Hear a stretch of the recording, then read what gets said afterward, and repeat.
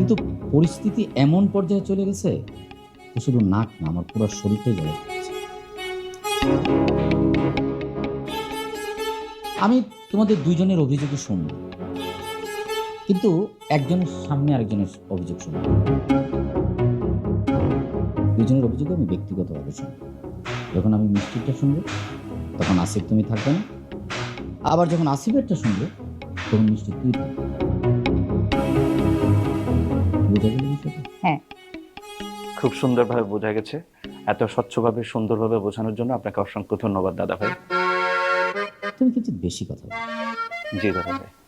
মিষ্টি, আসিফ যেহেতু এই পরিবারে একটু পরে যুক্ত হয়েছে, কাজে আসিফের অভিযোগটাই আগে শুনি। কি বলিস তুই?